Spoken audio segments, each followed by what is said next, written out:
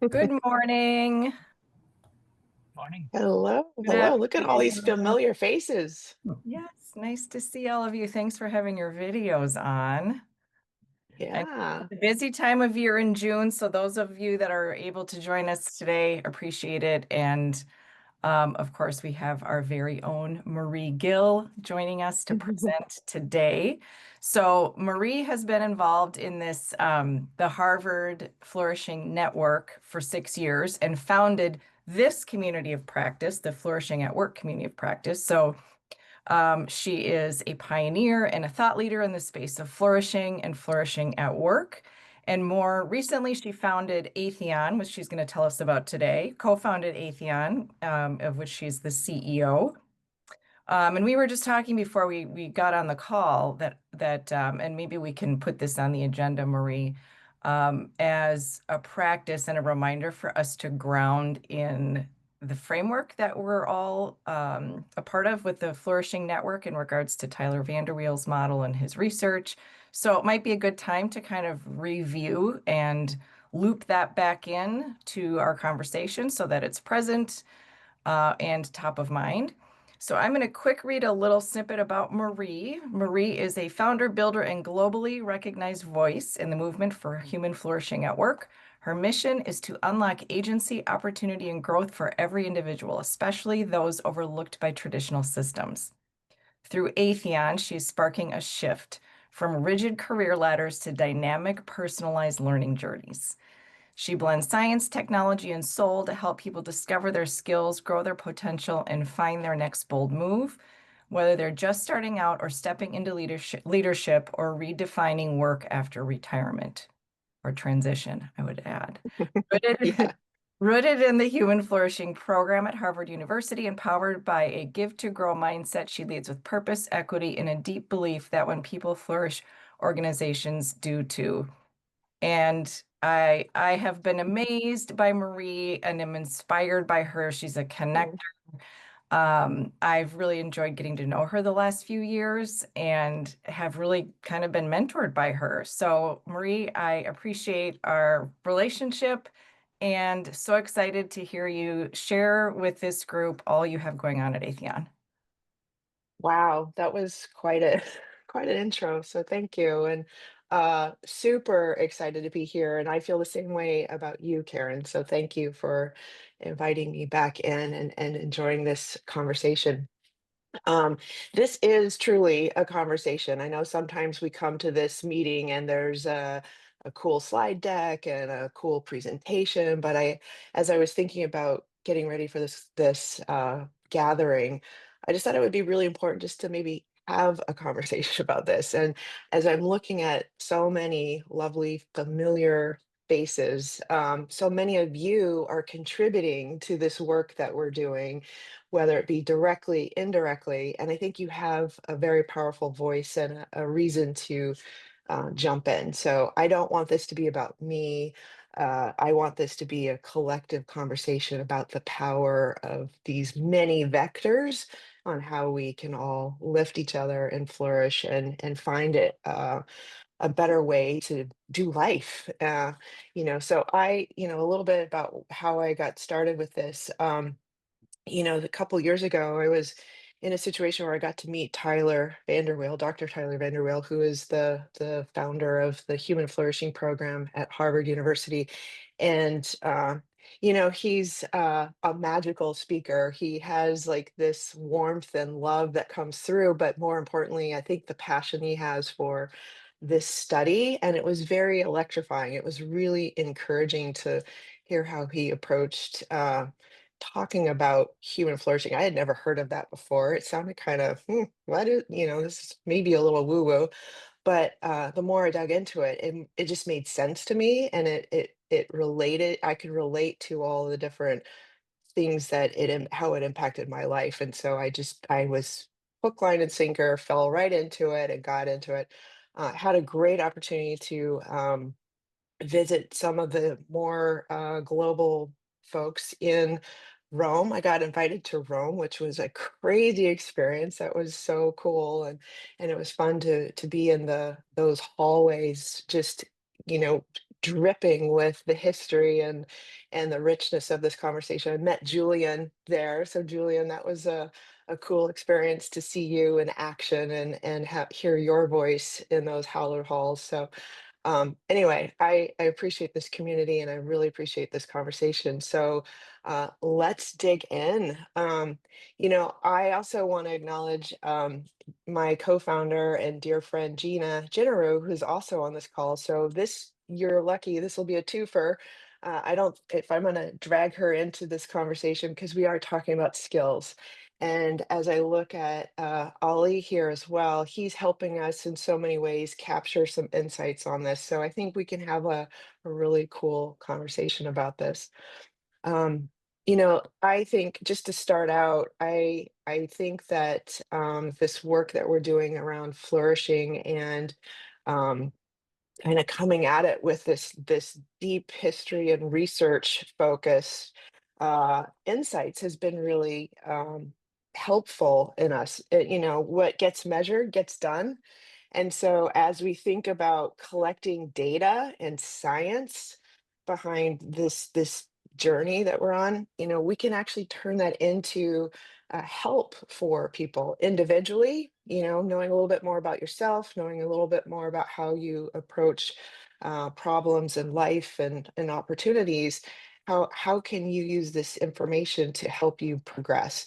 But then as you think about the impact of where and how you live your life, moving into the workplace, for example, having insights around how you engage with others and how you connect to others, those are all important for us to understand as we help lift up this idea of human flourishing. And so skills are a critical part of this journey. Like we might not think about it, and I know Gina has the deep insights on this, but the idea that we're all walking around with life experiences, things that we figured out along the way, things that we had to go do, those compound into this multi levels of skills. And so how do we measure those skills? Because if we can measure those skills, we can actually measure how effectively you're going to be able to achieve a goal or achieve this idea of flourishing. And so skills are the currency of work. They're the currency of life. They are those things that if I have more skills, I will be able to do more things.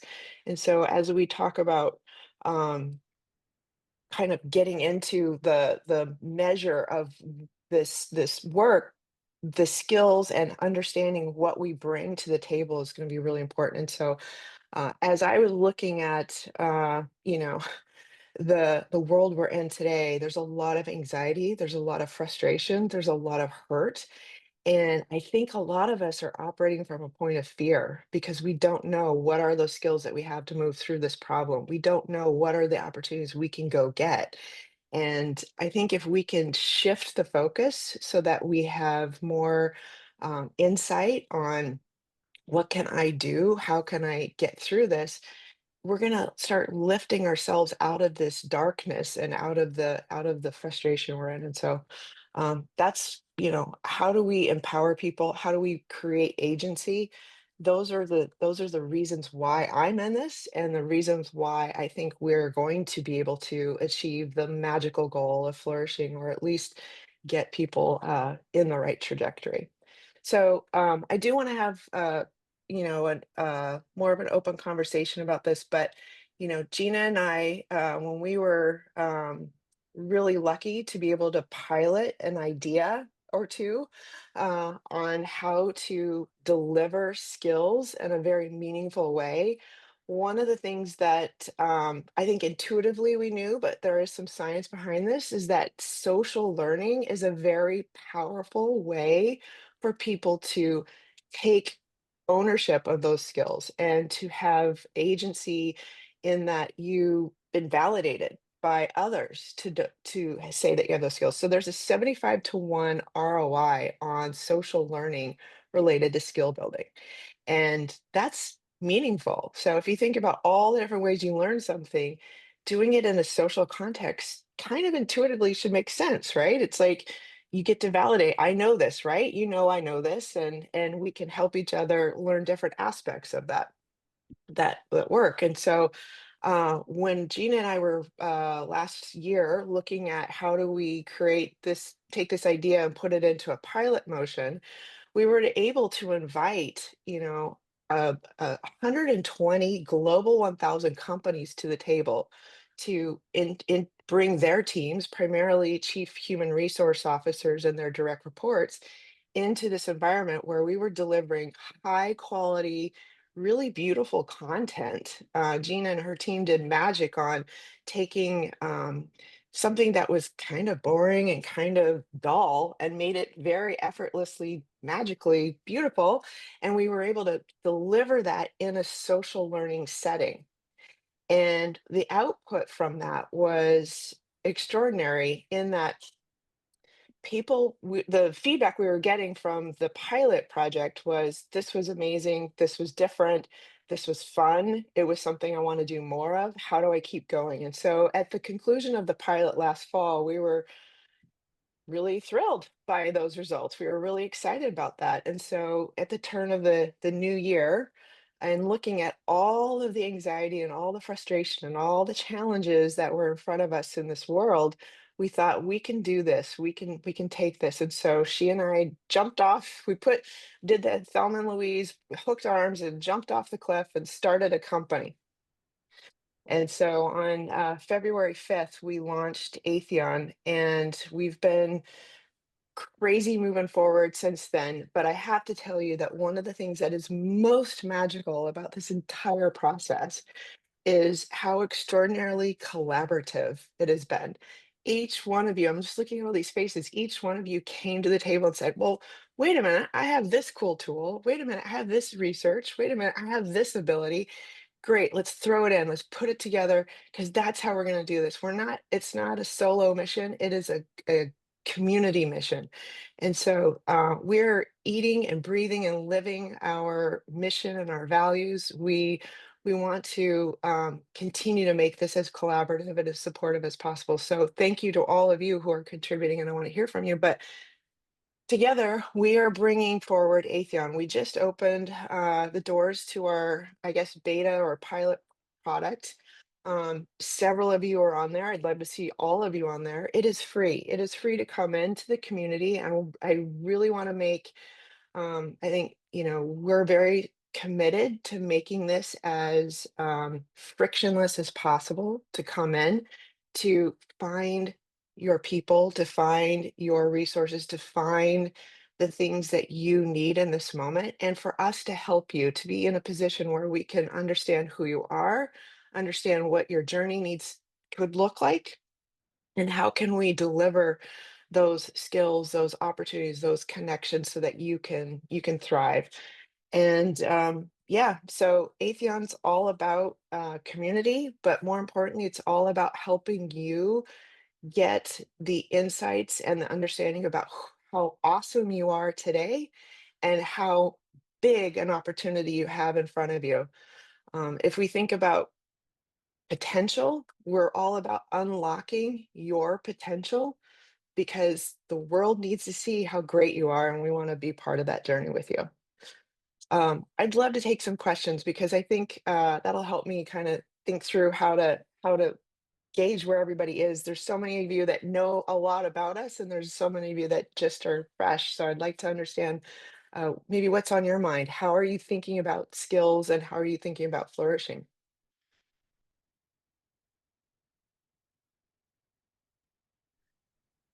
I will go first. I will be brave. Please. Um, Thanks, Marie. It's really a pleasure. I had the pleasure of actually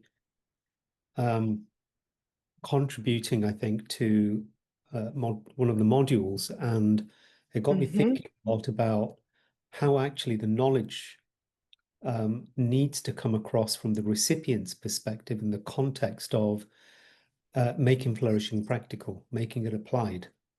So there's a lot of theory, there's a lot of indices, there's a lot of talk about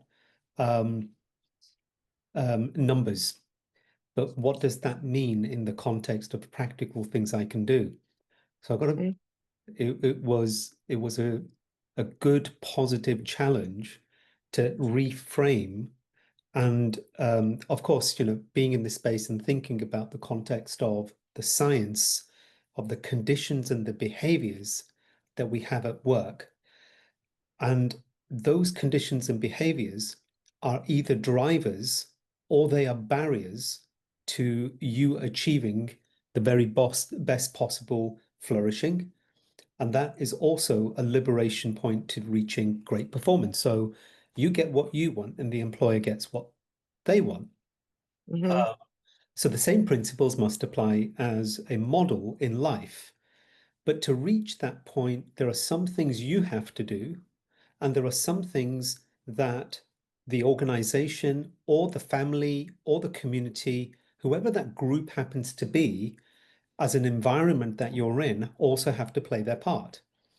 So there are Hmm. skills that you have to go from here to here. That's the measurability factor. And that to me was the way I started to think about how to go from broad um, uh, models of flourishing to practical. Make that simple for me. And then, of course, you've got the amazing Gina, who's thinking about the future of what kind of skills are we going to need. So, in that context, it's looking at the OECD, the United Nations, the WHO frameworks. So these are not, I'm going to go into my backyard and my shed and figure out what I want to sell. It's literally working out what is the future of humanity. And when you think deeper, the future of humanity has just been entirely disrupted with AI.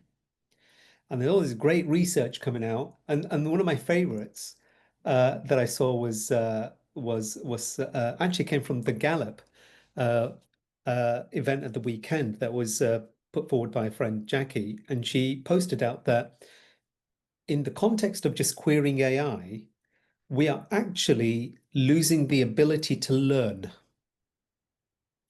There is a learning experience that you go through that hits your brain and gives you a positive neurological impact.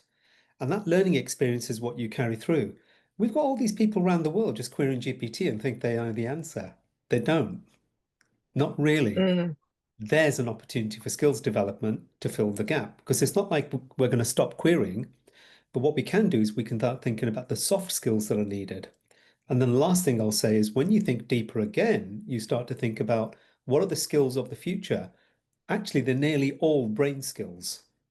They are, it's not like, for example, you can easily learn curiosity, creativity, how to be innovative. Hmm. Those are tools that you need that are inspirational, desire-based, not follow this 15-page training manual. Hey, you're going to be creative, right? You're going to be curious. So to me, the skills that we were matching to were so well aligned with the principles of what we were finding in the core concepts of flourishing. And the very last thing, just to get your mind percolated a little bit more, perhaps, is who on earth is measuring character in the world? Hmm. Like the genius behind what, you know, Tyler and Byron and Matt and the team were finding is just beyond. And now, where I'm talking to organizations saying, what does it mean for poor or, quite frankly, bad characters in my ecosystem? Are they helping my business succeed? And then the conversation, because we are flourishing, we are human, we are all about doing well by doing good. It's not let's get rid of them, it's let's help them. Skills, right? Yeah. Does Yeah, that that's right. Yeah, that's right. And I think, one of the things that that's recently come out is there's an expectation that within the next 5 years, over half of the white collar jobs are going to be displaced by AI in some fashion. And for many people, that creates this level of anxiety and frustration, like, oh my God. But more importantly, we have to question what is actually happening at the company when that happens. Uh, Google and Microsoft are laying off thousands of people, but the programmers, we don't need the programmers anymore. But how do we not lose sight of this a very important management human connection point that still has to happen inside these companies? And McKinsey just came out with a summary report on, let's not kill the middle manager, we got to develop that middle manager. And why? Because coaching needs to happen for that younger generation, the level of support, and that takes skill. Those are real fundamental human things that need to happen. Yeah, I agree. Thank you. Crystal, thank you for being here. Yeah, thanks for having me, y'all. I just wanted to pull on a thread that Ollie was touching on, and then Marie, you were following up on. So, I saw a report on the Gallup information as well, and some other information coming in from like school teachers, right, on Hmm. behavior that they're seeing in the classroom. So AI is absolutely troubling. When you think about developing critical thinking and, frankly, the confidence to problem solve and creativity, um, because it can do all those things for you on the surface. It appears to be doing those things, right? And um, if we think about brain function in system 1, system 2, and like knowing that our brain will default to the lazy function if it can, put AI in your hand on a mobile phone, and the level of lazy is thinking is really troubling. We actually had a preview of this a few years ago. I entered a debate with a 19-year-old young man who was at a family gathering, not my family, but somebody else's. And he wanted to talk about communism and socialism and what that meant. And he thought that by looking it up on Google on his phone, that he was getting an objective answer and that he had somehow acquired knowledge about two very different systems of, political thought, right? And of course, he was way off. And so I actually showed him, I said, Google knows who you are, and they know how old you are, and they know where you live. And you get different results than I do because of that. So you think that you're querying some world library that's objective, and in reality, you have no idea what you're talking about, right? And so take that behavior with just simply somebody that was raised with a smartphone in their hand, because I don't think most of us were.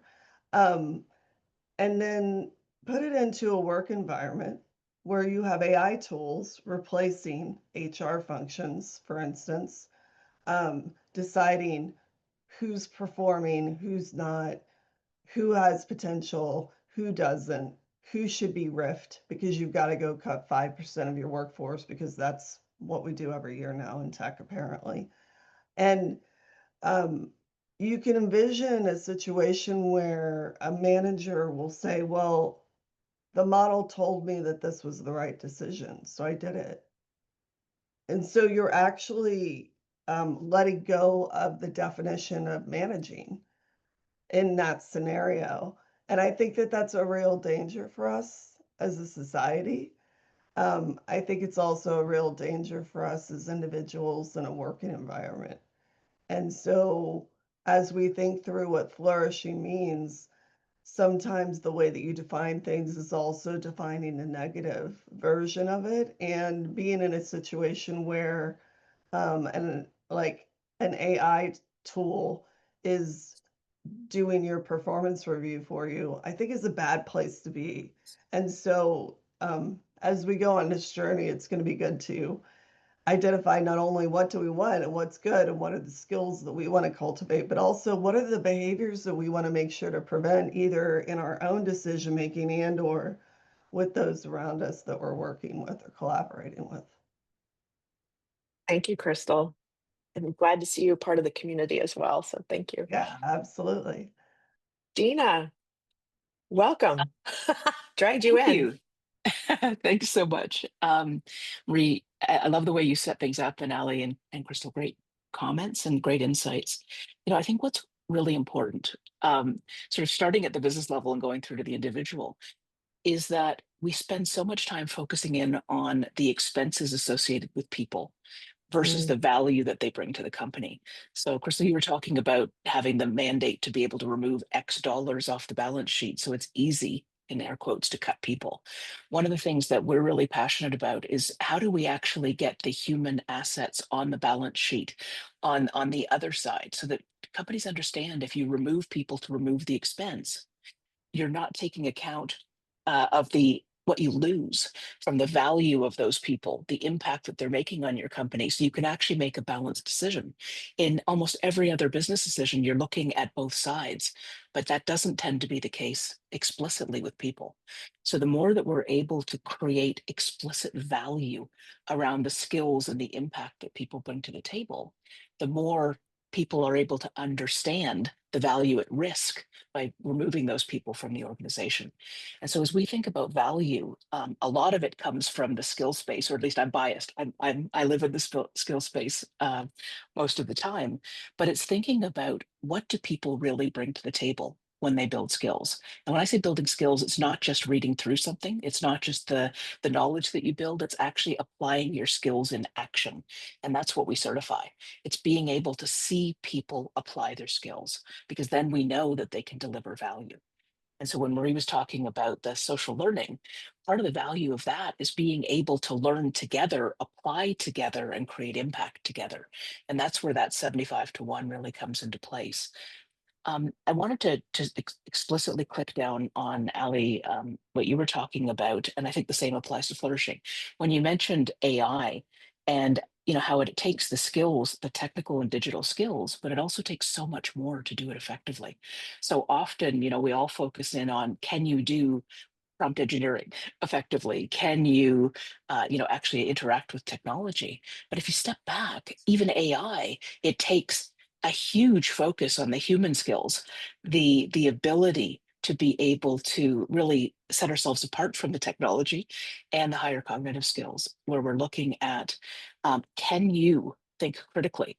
It's not just about believing what the AI tells you. It's about really implementing critical thinking. Is it good? Is it ethical? Is it biased? How do we make sure that we're being really deliberate in the skills that we're building to help us use AI effectively as a partner?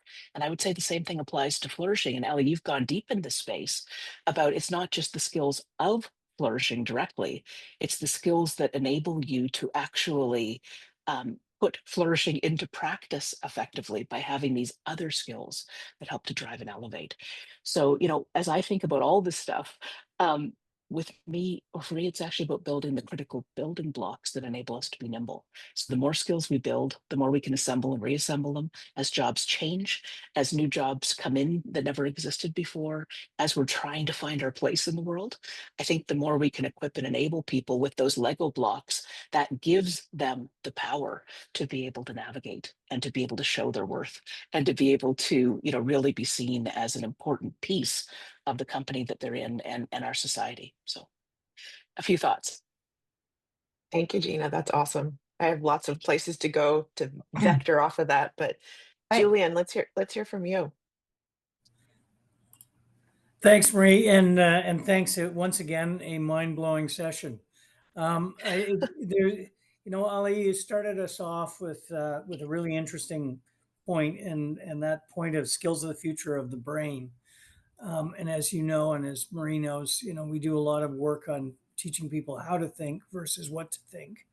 And I think that there's a golden opportunity there. But you also got me really thinking about the nature of the role of, and I'm going to use my term, managerial leaders, or the role of leaders in organizations in order to make this flourishing happen. Of course, I'm a hammer, and everything I see, is a nail of managerial leadership. But it strikes me that there's an opportunity, and just building on what you said, Gina, there's the opportunity to build the skills in those leaders to value flourishing, to value the importance of flourishing, and at the same time I think, a great point, the human asset on the balance sheet. That's a great analogy, because you're so correct in that. And Crystal, you gave me the shivers when you were talking about Google, because now I don't trust Google anymore. They know far too much about me. But it's how do we get to a purity? How do we get to truth in our society today? And I distinguish truth from judgment. Mm, And we're in an awkward world where it's impossible to get a truth. The algorithms create mm. and follow our judgments because we liked that thing. And so anyway, that's the swirling that's going on inside my head. And so thank you again for a great opportunity to get that swirling going again. Well, Julian, you are recognized as a thought leader at Aetheon, so we look forward to hearing you contribute and share more there too. So we'll get you in hook, line, and sinker to keep the conversation going. Um, I would actually, one of the things that is coming out from this work that we're all collectively doing is, the measurement of the very specific skills that help us flourish faster, that help us figure out how to flourish for ourselves, but also to create the ecosystem and the environment within the company. And so, you know the psychological capital that is created when you have hope, efficacy, resilience, and optimism. These are things that are actually measurable, and you can actually look at these as core skills for humans moving forward. So imagine setting loose higher performance and setting loose this predictive ability to understand if your team is showing up with these skills. You can layer all kinds of things at them and they'll have the ability to pivot and to grow. One of the I was in a conversation not too long ago with a CEO who I made a joke. I said, I bet you dollars to donuts you cannot give me an inventory of skills in your company right now, right today. And I said, you can actually tell me what are the products that are on the shelf to make the widgets that you make or the shoes that you sell on your, in the retail supply chain, but you cannot tell me what skills are sitting in your company today. And how can you possibly plan anything? How can you possibly prepare for whatever comes next? Gina and I were having a conversation the other day, and I was kind of thinking about this is that the idea of being, planning, how many org design projects have you guys been part of or know of? How many times have you sat down and said, okay, we're going to put pen to paper and figure out what VP has how many direct reports, it has how many of those direct reports, et cetera, and what kind of organization are we going to build to get ourselves ready for tomorrow?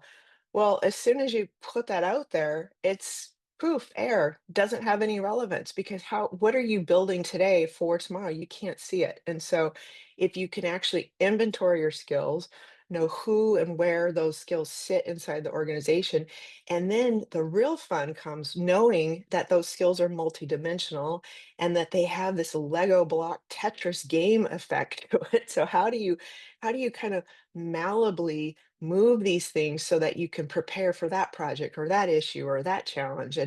And I think that's far more liberating, far more empowering as a leader, as a designer of an organization, to be able to set loose the solution and the adaptability of an organization versus the rigidity of this old school of thinking around, this is my organization and this is how we have to be set up.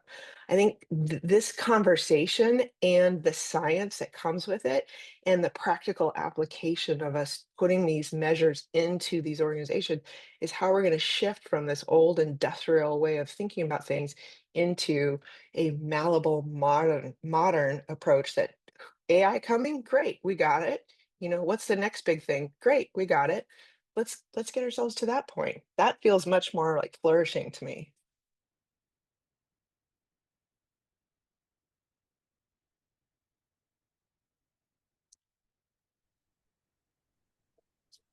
Can I ask a quick? Oh, Gina's got a hand up. Sorry, Oh, go ahead, please, Ali. I'm learning the digital etiquette. Clearly, I need skills in that. So technically, if I swim, if I, I will probably retain that many years later. Won't be as proficient. And the same thing I think happens with a lot of skills.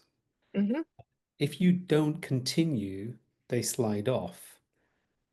On the technical nature of skills acquisition and maintenance, the maintenance aspect and the retraining, and I'm bringing it to the top of the mind, so the frontal lobe. How do we deal with that in the context of problem solving or policy development in organizations? Have you cracked that one yet? Do you want me to jump Gina's, in, Marie? yeah, go for it. Yeah. A lot of studies around the world say that the half-life of a skill, that's the point that it starts to really break down and decay, is 2 to 5 years and getting shorter. And so, especially with some of the technical skills, the things that are they're finer, the curve is just getting so much shorter, which means we need to continually learn and unlearn and relearn in these spaces to be able to keep pace. Mhm. I think a lot of the human and higher cognitive skills are more enduring. They're more the 5 year range rather than the 2. But that doesn't mean you could be complacent about that. I think the need all of us have is to really be able to double down on those things and continually get better. Because as you pointed out, Ellie, it's not just about the skill itself, it's about your level of proficiency. So how do you keep going deeper? How are you able to be stronger in these skills? Because the stronger you are, the greater impact you can make for yourself and for those around you. And so I think there's those 2 dimensions that are really important. It's the ability to stay fresh and keep learning and building, and there's the ability to go deeper and to be able to really get more proficient over time. And so we actually look at both. So it's about the breadth and the depth.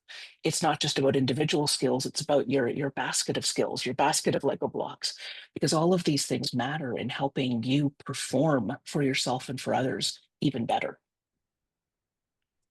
So, Yeah. so how often are we having to um, develop new skills now in terms of cadence and frequency? Is it I faster saw than it was before? And I would say it's a bigger need. So I saw a stat this week that said from LinkedIn that said 70% of all of the skills that we currently have today will become um, out of date by 2030. The World Economic Forum was quoting 40, but I actually like that LinkedIn upped the game because there's so much change that we're seeing in what it means to show up, what it means to do work, what it means to be able to make an impact. And so if you think about, almost 3/4 of your skills becoming out of date within the next 5 years, really you need to be learning every single day. One of the most aggressive studies I saw said that it's really important to actually be learning about 5 hours a week to be able to not only keep up with the pace of what's changing, but to be able to build the skills, the new Lego blocks that you need for the coming 1 to 5 years. And so that's 250 hours a year. And people kind of balk at that. But we're talking about learning and reflecting and applying through that 5 hours a week to really be able to develop the skills. So that's the So gold standard. yeah, so let's take that into context too, which is our entire infrastructure, our entire system is built on rewarding and looking at past performance. When you go to your resume, what are you listing? You're listing out what you've done. When you go to LinkedIn, all you see is a celebration of this is my last job. This was my last title. This is the last person I worked for. This is the last thing I did. Nothing points to future potential. And I think that's a very big point, pivot point for us that we're developing and bringing forward this idea that we want to celebrate who you are today and where you're going to go and where you have the capability of going, because that is how, as team leaders are in this role of being the chef, of bringing together all of these different recipe ingredients of how to get their project work done, how to get the teams put together. they need to have clear visibility around who those people are, what those skills are to put the right ingredients together for the recipe they're trying to create. Terrible analogy. But I think that we need to be thinking about what is the capability and potential versus what they've done in the past. You know, those jobs that you listed out where I was a strong project manager 10 years ago at this one company for this one person, that job doesn't exist anymore. That person doesn't exist anymore. That work doesn't exist anymore. Why are we looking at that as a future indicator? It can't work that way. So we need to shift. The whole thing needs to shift. The whole paradigm needs to shift. Karen. I just wanted to, I guess, highlight and reinforce this notion of blending the learning, the reflection, the application, the practice in community. With Mhm. in any area of personal and professional development, I just really believe that is the path. That is the path to accelerate growth. Totally agree. I have two questions. One is pretty tactical. The 75 to 1 data that you suggested, Marie and Gina, can you share a little bit more about that research or that data? And then also I'm wondering what your input would be on what you suggest for how people prioritize skills. So if there are so many new skills we need to be developing, how do we not become overwhelmed by the plethora of options and resources and information out there available to us? Gina, Marie, do you want to start or okay? no, you go for So it. the 75 to 1 came from an Association for Talent Development study, an ATD study, where they were really looking at how social learning, the lift from that can compare to other forms of distance learning. And so they found that there was a 75 to 1 ROI difference for social learning. In terms of how do you prioritize, um, you know, there's a bit of art and science in that. I always advocate that people focus on the skills that they are excited to build because I think that's telling. So I think it's a good place to start. But we also are really passionate about helping open doors to opportunity. So one of the things we're doing is looking at the skills that individuals bring to the table and the skills that are required in the workforce, so the supply and the demand. And so I think increasingly one of the things I get excited about is that companies are starting to get that if they break down the container of what's in a job, having the formal job Mhm. profiles and start to think about the work that needs to be done, the tasks and the skills required for that, then it becomes easier and easier to find a match and to be able to not only find great people who can do great work, but also be able to optimize teams a little bit like a Tetris board where you're able to figure out how do you make sure you don't have too much overlap and you don't have too much gap so that you're actually able to create diverse teams that are able to do amazing things together because they're all coming from a place of strength. And so I think that that strength really unleashes passion, which unleashes impact. And so I think the more you're able to understand the skills that are required to do different types of work and how you play to your strengths and build around those, by being able to get insights into what is required for work, you can break down the skills that you need to hone, either deepen or build new, to be able to open the doors to those opportunities that you're excited about. And so it becomes this way of, essentially drawing a direct line into the things that you want to be able to show up and do. And then how do you stay current? How do you keep building around that and create a really interesting set of Lego blocks that nobody else has? Yeah. And Thank I think you. one of the things that we're having a ton of fun with at Aetheon is this, what are the different ways to create social learning opportunities? Because, let's face it, doing things together is more fun. And so what does it look like if there is like a team quest where there's a big challenge topic, a big meaty problem to solve, and you're having fun as a group, as a team solving it. So, how do we take the energy and the excitement of an escape room and bring that into a digital format where you're learning something really cool, you're developing a skill, you're solving a problem, but you're doing it in this fun, cool way. So these are the types of things that we're serving up in the community, and that kind of adds to the interest. Like, this might be a boring topic if I had to just read through the paperwork, but wow, putting it in this context actually enlivens it and gives it some character and texture that makes it more fun. Julian? So, I have a really awkward question to ask. And that is, words have meaning and they're analogies for thought. So we started talking about skill. So I was going to ask Marie and Gina, how do you define skill? What is a skill? Because when you talk, Marie, when you talked about future potential and some of the other parts of the discussion, so what really is a skill? Is it demonstrable? Anyway, I'll leave. That's the question on the floor. Well, I'll let Gina get a crack at this. She's been helping organizations like World Economic Forum figure that out too. So we'll let her kind of add to that. Oh, you're on mute, Gina. I've been trying to turn off and on, but thank you for flagging that. I think about it as being this demonstrated ability to be able to perform a task or to solve a problem. And it's developed through learning, practice, and experience. And so, there's a lot of debate across the industry. Should we be focusing on skills or capabilities or competencies or what have you? And I think, we will all be long retired before we can get to common definitions of competencies. I've been, seen that happen, and I was part of the corporate world for over 30 years. And these things take years and years and years to build. And so I found that the thing that seems to be resonating well with both corporations and individuals is to be able to focus on the smallest Lego blocks. So if we're able to focus on these skills, it's tangible. It really is these nuggets of things that people can be developing, they can be assembling and reassembling, and they can be using them towards impact. And so I believe in keeping it simple. That tends to be my life philosophy.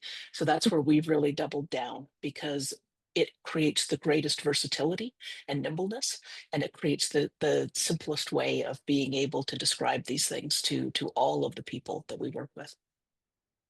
It's a great question. Thank you, Julie. Yeah, and I think the three-dimensional perspective that Gina offers on skills is really important, because there's a lot of organizations, tools, technology, different things out there that are using what we would call skill labeling.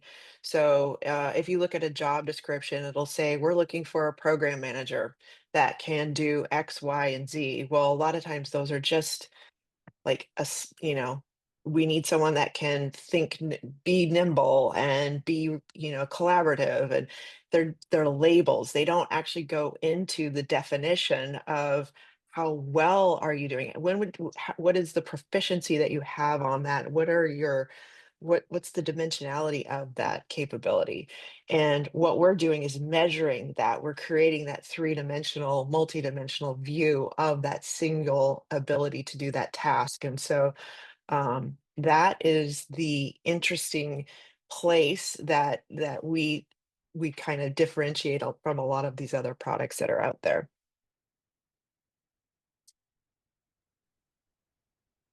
I've got a few minutes left, so I've got a controversial question. So I went to Gina. Come on, we've got to amp it up a little bit. It's the 350. Yeah, let's do it. This is way too, yeah. Yeah, we got to. So I was quite fed up with the situation, and it was related to Gen Z, and just couldn't get any kind of things that you would just expect people to do. So in my frustration, I was talking to Gina. I said, Gina, can you tell me? And Gina, you've got to get ready to come off mute, and you can give the answer to this. I said, is common sense a skill? And Gina looked at me and she paused for the first time ever. And she looked up and she gave me this answer. That's So funny. I don't I was remember thinking, exactly what I told you, but I would say it is, because it's something where you need to be able to have a perspective, you need to build skills around it, and then you need to be able to exercise against those skills. So, it's not just something you're born with, it's something that you develop, right, over time. And so you have to be executing it, you have to be clear, you need to practice your ability to show up in that way. So I would consider it a skill. Is that you close heard to it what I here, told you the guys. last time? That's exactly what you said. And I was so happy because I'd spoken to a couple of other people, and you hear it regularly. You can't teach common sense, it's just have it. No, you don't. Actually, being in the right What do you mean? environment, if you got bad parenting, guess what's going to happen to you? So if you got good parenting, you can get, so it can be taught. So Julian, that's what I think you should be peddling to the world, right? You should be peddling common sense to management teams. You speak to the C-suite every all the time. I think it's devoid in the most obvious places you expect it to be. Well, and if we could just, I know we're coming up on time, but I think that that is such a great point. Also, why we're so passionate about why now, why come into this now, because honestly, I just saw a report. The fastest hired group of people are people coming out of college within the last 2 years. Fastest hired. They're also the fastest fired group. And because they're coming out with strong degrees in whatever, they're being recruited by these companies because they come from that particular school. They should have all this information, but what they're doing is they're showing up for work and not knowing how to work. They don't know how to walk down the hallway and have an impromptu conversation with someone. They don't know how to pick up the phone and call someone. They don't know how to work through the EQ of the room, And so how do you where does that come from? And that comes from living it, being part of a community that says that was right, that was wrong, that was a good way to do it, that was a way I would here, let me show you how I would do it. Let me model some behaviors for you. We're losing all of this. And that's why I think the combination of social learning, so putting people in context as they're whatever part of the journey they're on and learning skills, putting them into an environment where they get the validation and support and acknowledgement of you're learning, we're here with you, I'm learning, you're here with me, let's do this together.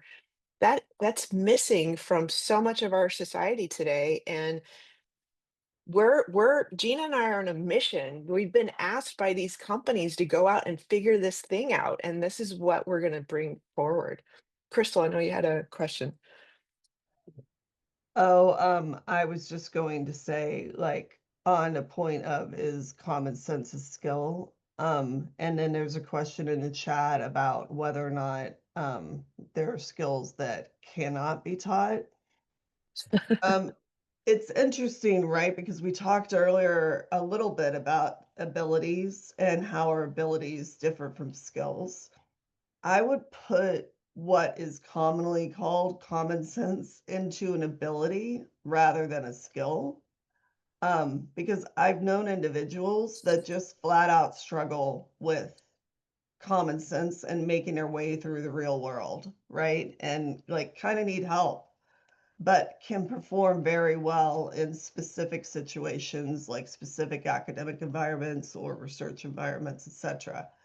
And so um, I think that there's more to be seen here, but that's also one of those like um, intangible things that you do in creating and crafting a team, which I've done a few times. And that is bringing people together that are going to collectively be more creative and more innovative. And sometimes it's skills, but sometimes it's abilities or just characteristics of how they show up. And so I view those as separate things personally from a manager perspective, because there's all kinds of factors at play, such as communication styles, for instance, and confidence, etc.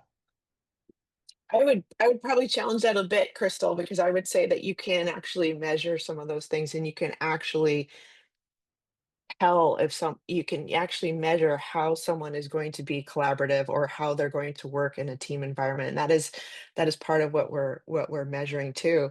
I think that, there's a lot of information out there that you just that you touched on. One of the things that Amazon is famous for putting people through these rigorous multi-week, sometimes month-long team interviews. I was just talking to a recruiter the other day from Amazon, and she said instantly we can tell if someone is going to be a good programmer, a good technology, whatever. We can figure that. I mean, that's easy. We can solve for that in minutes. What we put these people through these interviews for is because we can't figure out on paper, are they going to be a good team member? Are they going to be a good collaborator? Are they going to be a good fit culturally, with this particular team? And so we want to figure out, are they going to fit into our system of doing work? That's what they're trying to suss out. And Gina, we haven't talked about this, but there are two types of skills, big categories of skills. There are these core transferable skills. This is what we're all talking about here. These are the things that make us human. These make us great people in all these different ways. The domain specific skills are those things that make you the lawyer, the plumber, the electrician, the technologist. We don't touch the domain specific skills because that is part of what gets done elsewhere. But if we can deliver a verifiable and credentialed way of getting people to the table saying, you don't have to worry about who I am because here I have it demonstrated. Now you just need to validate, am I the right technologist for you? Am I the right lawyer for you? Am I the right electrician for you? That that's where we're going with this. And so I think we can measure those things, Crystal. I think what you're talking about is breaking it down into things like growth mindset, breaking it down into, what's the spectrum of being open to learning, to being open to changing and taking input and getting feedback. Those are measurable. Great. I'm looking forward to seeing it. We have a mission. Thank you. Thank you. I shared with Karen a paper I put together around this idea around skills relating to flourishing. We're happy to share that after this call, and it'll be posted on Aetheon as well. I'd love to see you guys. And then I know, Ollie, I've given you a version of it for WFO. I think I'm probably going to give you my revised version now, but yeah, thank you for this opportunity. It was really fun, and you're all welcome to join us at atheon.ai. It is free to come into the community. It is free to share that link and ideas with everyone you know. We want to build this community. We want to create this community opportunity. And there'll be lots more coming. So you won't want to miss out on being a charter member with us. Thank you so much, Marie and Gina. Thanks for all of you joining us. I will follow up in an email with the link and the link to the bootcamp skills program that they have featured on Aetheon right now. And if any of you are not on my email list, please throw your email in the chat and I'll make sure that you get it. There may be a few of you that are not on my list. Thank you, Yay. everyone. Thank you. Have a great day. Thanks, everyone.